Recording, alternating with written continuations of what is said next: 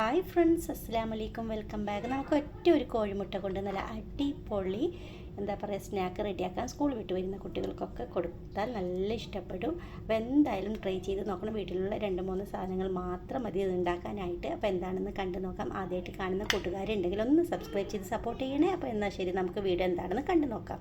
ഇതിനായിട്ട് ഒരു പാത്രം എടുക്കുക. ഇതിലോട്ട് ഒരു കോഴിമുട്ട പൊട്ടിച്ചൊഴിച്ച് കൊടുക്കുക. റൂം ടെമ്പറേച്ചറിലുള്ള കോഴിമുട്ട എടുക്കാൻ ശ്രദ്ധിക്കണേ. എന്നിട്ട് നമുക്ക് ആദ്യം മുട്ട എല്ലാം മിക്സാക്കി എടുക്കണം. മഞ്ഞൾക്കുരും വെള്ളക്കുരും ഒക്കെ നല്ല രീതിയിൽ മിക്സാക്കി എടുക്കണം. മിക്സിയിൽ ഇടേണ്ട ആവശ്യമൊന്നുമില്ല. നമുക്ക് ഇങ്ങനത്തെ ഒരു ടൂൾ വെച്ചിട്ടോ അല്ല വിസ്ക് വെച്ചിട്ടോ കലക്കിയെടുത്താൽ മതി. മുട്ട നല്ലോണം മിക്സായതിന് ശേഷം നമുക്ക് ഇതിലോട്ട് അധികം ചേരുവകളൊന്നുമില്ല, പെട്ടെന്ന് തന്നെ റെഡിയാക്കാൻ പറ്റിയ നല്ലൊരു സ്നാക്കാണ്. കുട്ടികൾ സ്കൂളിൽ നിന്നൊക്കെ വിട്ട് വരുമ്പോൾ പെട്ടെന്ന് തന്നെ കഴിക്കാൻ കൊടുക്കുന്ന നല്ല ഹെൽത്തി ആയിട്ടുള്ളൊരു സ്നാക്കും കൂടിയാണ്. ഹെൽത്തി എന്ന് പറഞ്ഞാൽ മുട്ട ഉദ്ദേശിച്ചിട്ടാണ് കേട്ടോ.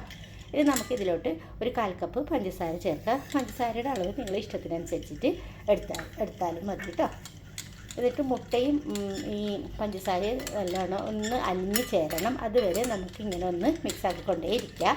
പെട്ടെന്ന് തന്നെ പഞ്ചസാര അലിഞ്ഞ് ചേരും. നിങ്ങൾ കല്ല് പോലത്തെ പഞ്ചസാരയാണെങ്കിൽ പൊടിച്ചിട്ട് ചേർത്തെടുത്താൽ പെട്ടെന്ന് തന്നെ നമുക്ക് പണിയും ലാഭിക്കാം. പഞ്ചസാരയൊക്കെ മെൽറ്റായി വന്നിട്ടുണ്ട്. ഇതിലോട്ട് ഒരു നുള്ളു ഉപ്പ് ചേർത്ത് കൊടുക്കുക. ടേസ്റ്റ് ബാലൻസ് ചെയ്യാൻ വേണ്ടിയിട്ടുള്ള ഉപ്പാണ് ചേർത്തിട്ടുള്ളത്. ഇനി നമുക്ക് ഇതിലോട്ട് ഇഷ്ടമുണ്ടെങ്കിൽ, നിർബന്ധമൊന്നുമില്ല, 1 ടീസ്പൂൺ നെയ്യ് ചേർത്താലായിരിക്കും കുറച്ചും കൂടി നല്ലൊരു ടേസ്റ്റ് കിട്ടുക. വരാത്തത് നമുക്ക് കുട്ടികൾക്കല്ലേ ഇതൊക്കെ ഉണ്ടാക്കി കൊടുക്കുന്നത്. അപ്പോൾ നെയ്യ് ചേർത്താലൊന്നും കുഴപ്പമില്ല, നല്ലതാണ് നെയ്യ് കുട്ടികളുടെ ബുദ്ധിശക്തിക്ക്. അപ്പോൾ നെയ്യും കൂടി ഇങ്ങനെ ചേർത്തിട്ട് ഒന്നും കൂടി എല്ലായിടത്തും ഒന്നാകാൻ വേണ്ടിയിട്ട് പെട്ടെന്ന് തന്നെ മിക്സാക്കി എടുക്കുക. ഇപ്പോൾ കണ്ടല്ലോ, മുട്ടയുടെ കളർ തന്നെ മാറി വന്നിട്ടുണ്ട്. നല്ലൊരു നെയ്യ് പോലെ തന്നെ ആയിട്ടുണ്ട് മുട്ടയും. ഇനി നമുക്ക് ഇതിലോട്ട് കയ്യിലുണ്ടെങ്കിൽ ഒരു 2 ടീസ്പൂണ് പാൽപ്പൊടി, ഇത്രയും മതി കേട്ടോ. കയ്യിലുണ്ടെങ്കിൽ ഇതിന് പകരം നിങ്ങൾക്ക് പാലും എടുക്കാം. ഇപ്പം പാൽപ്പൊടി ഉണ്ടെങ്കിൽ ഒന്നും കൂടി പാൽപ്പൊടി ആയിരിക്കും നല്ലത്. അതില്ലെങ്കിൽ 2 ടീസ്പൂണ് പാൽ ഒഴിച്ച് കൊടുത്താലും മതി. വീണ്ടും ഇതേപോലെ മിക്സാക്കി എടുക്കുക. അപ്പോൾ എല്ലാം മിക്സാക്കിയിട്ടുണ്ട്. ഇനി നമുക്ക് ഇതിലോട്ട് ആവശ്യമുള്ളത്, ഞാനിപ്പോൾ ഗോതമ്പ് പൊടിയിലാണ് ഉണ്ടാക്കുന്നത്. നിങ്ങൾക്ക് വേണമെങ്കിൽ മൈദയിൽ ഉണ്ടാക്കാം. പൊടിയുടെ അളവ് ഞാൻ പറയുന്നില്ല. നമുക്ക് നല്ലൊരു കട്ടിയുള്ള ഒരു ബാറ്റർ ആക്കിയിട്ട് കിട്ടണം.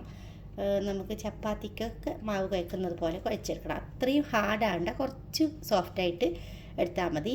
അങ്ങനെ പൊടി എത്രത്തോളം വേണമെന്ന് നിങ്ങളുടെ മുട്ടയ്ക്കും അനുസരിച്ചിട്ട് ഇരിക്കും. അതുകൊണ്ടാണ് ഞാൻ പൊടിയുടെ അളവ് പറയാത്തത്. ഇനി നമുക്ക് ഇതിനെ കൈ വെച്ചിട്ട് നല്ലോണം മിക്സാക്കി എടുക്കാം. അപ്പോൾ ഞാനങ്ങനെ സോഫ്റ്റായിട്ട് കുഴച്ചെടുത്തിട്ടുണ്ട്. സോഫ്റ്റായിട്ടാണ് കിട്ടേണ്ടത്. ഇനി നമുക്ക് ഇത് ഇത്ര പോലെ നെല്ലിക്ക വലുപ്പത്തിൽ ഒരെണ്ണം എടുക്കുക. എന്നിട്ട് ഇങ്ങനെ ഉരുട്ടി കൊടുത്തിട്ട് കയ്യിൽ വെച്ചിട്ട് ഇങ്ങനെ നീട്ടി ആക്കാം. എന്നിട്ട് നമുക്ക് ഇങ്ങനെ പ്രസ് ചെയ്ത് കൊടുക്കാം.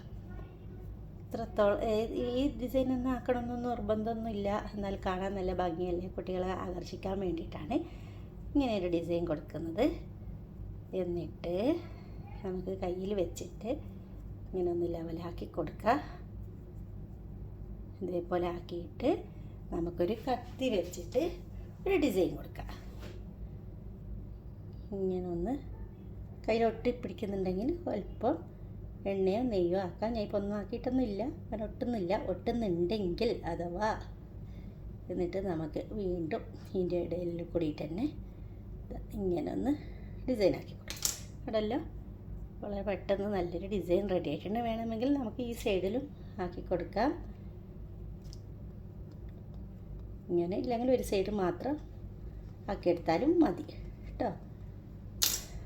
ഇതേപോലെ 2 സൈഡിലും ഇങ്ങനെ ആക്കിയെടുത്തിട്ടുണ്ട്. ഇനി ബാക്കിയുള്ളതെല്ലാം കൂടി ഇതേ ഷേപ്പിലൊന്ന് ആക്കിയെടുക്കാം. കൂടുതൽ കാണിച്ചിട്ട് ബോറടിപ്പിക്കുന്നില്ല. പുതുതായിട്ട് ആരെങ്കിലും കാണുന്നുണ്ടെങ്കിൽ റെസിപ്പി ഇഷ്ടമായാലും സബ്സ്ക്രൈബ് ചെയ്യുന്ന കൂട്ടുകാരെ. ബാക്കിയുള്ളതെല്ലാം കൂടി ഇതേപോലെ ഞാൻ ആക്കിയെടുത്തിട്ട് വരാം. അങ്ങനെ എനിക്ക് ഇത്രയും കിട്ടിയിട്ടുണ്ട്. ഇനി നമുക്കിതിനെ ഒരു പാൻ എടുത്തിട്ട് അതിലോട്ട് 2 ടേബിൾ സ്പൂൺ മാത്രം ഓയിൽ ഒഴിച്ച് കൊടുത്താൽ മതി. കൂടുതലൊന്നും വേണ്ട. ഇതൊന്ന് ചൂടായിട്ട് വരുമ്പോൾ നമുക്ക് ഇതൊന്ന് ഇട്ട് കൊടുക്കാം. കൂടുതൽ ചൂടാവേണ്ട, തീ കുറച്ച് കൊടുക്കുക. ഇല്ലെങ്കിൽ പെട്ടെന്ന് തന്നെ മുകൾ ഭാഗം കരിയാനും അകവശം വേവാതെയും കിട്ടും. അതിന് വേണ്ടിയിട്ടാണ് ചെറിയ തീയിലിട്ടിട്ട് ഒന്ന് ഫ്രൈ ചെയ്തെടുക്കാൻ പറയുന്നത്. തിരിച്ച് മറിച്ച് വിട്ടിട്ട് നമുക്കൊരു ഗോൾഡൻ കളർ ആകുന്നത് വരെ ഒന്ന് ഫ്രൈ ചെയ്തെടുക്കാം. അധികം ഓയിലൊന്നും ആവശ്യമില്ല കേട്ടോ. അപ്പോൾ അങ്ങനെ തിരിച്ചിട്ട് കൊടുത്തിട്ടുണ്ട്. ശ്രദ്ധിക്കാൻ, ചെറിയ തീയിൽ വെച്ച് കൊടുക്കണം കേട്ടോ. ഇനി ആ സൈഡ് ആവുന്നത് നമുക്ക് ഇതിൽ നിന്ന് കോരി മാറ്റാം. ഇതാ റെഡി ആയിട്ടുണ്ട്. നമുക്ക് എണ്ണയിൽ നിന്ന് കോരി മാറ്റാം. ഞാനങ്ങനെ എല്ലാം ഫ്രൈ ആക്കി എടുത്തിട്ടുണ്ട്. കാണാൻ നല്ല ഭംഗിയുണ്ട്, അതുപോലെ കഴിക്കാനും നല്ല ടേസ്റ്റാണ്. തീർച്ചയായും നിങ്ങൾ എന്തായിട്ട് ഇതൊന്ന് ട്രൈ ചെയ്ത് നോക്കണം. ഒത്തിരി ഇഷ്ടപ്പെടും കുട്ടികൾക്കൊക്കെ. അപ്പോൾ ലൈക്ക് ചെയ്യാനും ഷെയർ ചെയ്യാനൊന്നും മറക്കരുത്.